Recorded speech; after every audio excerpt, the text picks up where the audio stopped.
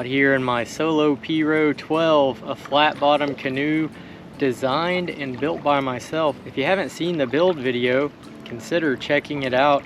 I also have plans available, full plans with detailed CAD drawings and step-by-step written instructions. It's a very beginner-friendly boat design, and you know, I've decided, rather than saying that I designed these boats, it doesn't really feel right to me. I'm gonna say that I arranged these boats because they are traditional type of craft, and much like a novel arrangement of a traditional piece of music, I have just sort of come up with my own spin on a classic design. So I think that's more accurate to say that I arranged this version of the Cajun Piro.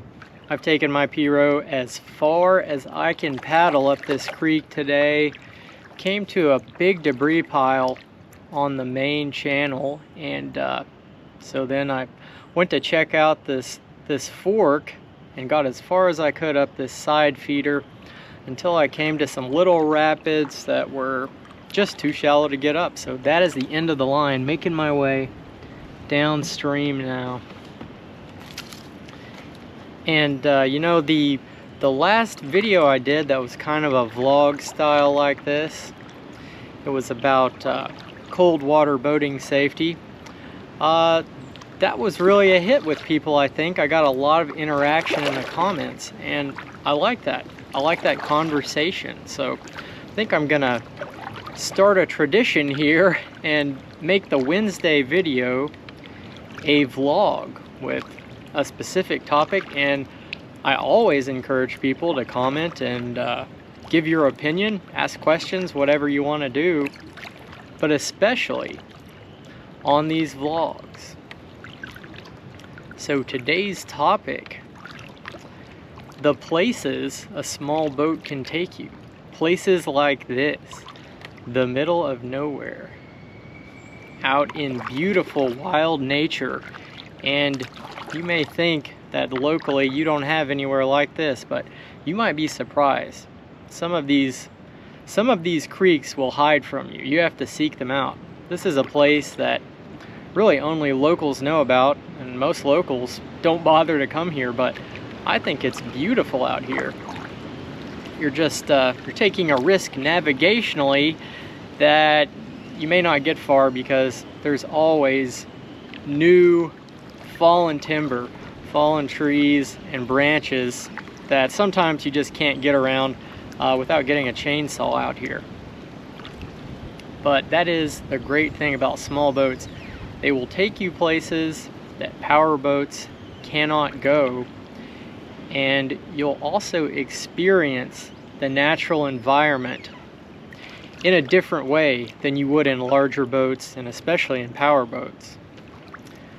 For example, some of these little creeks that I get out in, like where I just was, where I came to shallow water, bottomed out, I just kind of sat there with the bottom of the canoe just resting, just sitting there static. And it's just interesting what you can observe.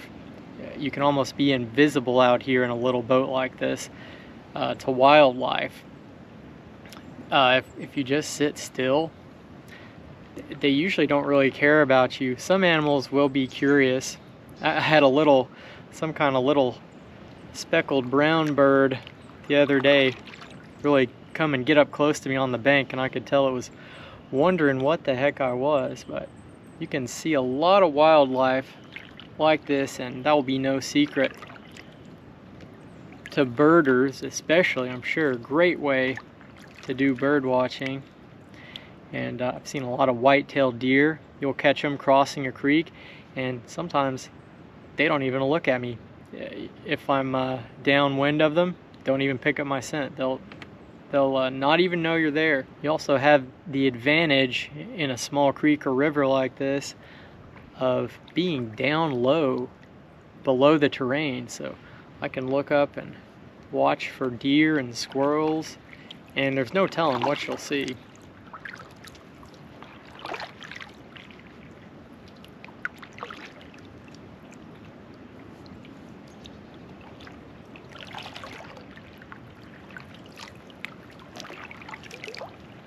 You can get to a lot of remote areas that you wouldn't otherwise be able to.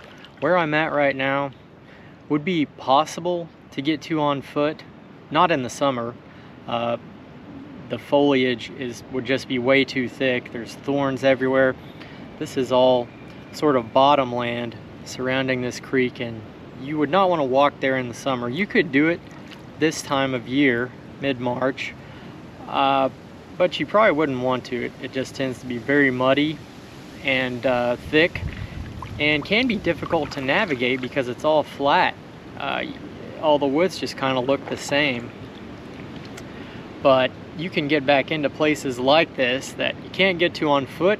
Often you can't even get to with an ATV because there's no trails, or ATVs are simply not allowed. You certainly can't drive an automobile here. And because of that, it makes this place feel especially remote. You know, you're only getting here in a boat, and not a lot of people bother to come here in a boat very frequently. There's definitely been people out here fishing, especially. There's quite a few limb lines out that I can see, which is just a passive way of catfishing. And but I don't know how old some of those are, you know, so I really don't know how active this area is. But you definitely need a small boat. A small motorized John boat can get up here some distance, but not near as far as a 12-foot P-row. I'm cruising pretty good here now that I'm going with the current. You know, it really wasn't that hard to paddle upstream. I didn't really feel the current that much, other than when I stopped paddling. You know, you kind of come to a stop suddenly, like as if you had a stuck caliper in a vehicle, brake caliper. But now that I'm going downstream, I feel like I'm scooting here. Just moving along effortlessly with a very slight current, and the wind. The wind is helping me out a lot here. Matter of fact, should I try sailing down this narrow creek? I may end up in a tree, but that sounds like fun. Not ending up in a tree, but sailing. Little creeks like this are just one example of where a small boat can take you. Be that a P-row like this, a canoe, a kayak, a small skiff, a John boat, a dinghy, whatever you want. You can use a small boat to get into some really cool places. Sloughs come to mind. Sloughs can be very mysterious, a little bit spooky at times, I think. Which a slough or an oxbow lake is kind of like basically a very shallow lake that usually has vegetation growing in it, typically cypress trees growing in it, and oftentimes they form next to a larger body of water, especially a river. So the Mississippi, the Ohio, even the Tennessee all have sloughs that are sort of right next to the river bank but separate from the river. And most small boats, certainly all the ones I built, are great for skinny water like that, for small waters, but they have the versatility to traverse more open, deeper water to a degree if you're careful. So in a lot of my videos, people know that I love to get out to the islands and dry shoals of the Cumberland when the season is appropriate and the water's low enough. So there's a lot you can do with small engineless boats, and I think it's a lot more fun than a powerboat. So I would like to hear your experiences with places that your boat has taken you, maybe places you would like to go, and also what kind of small boat are you utilizing?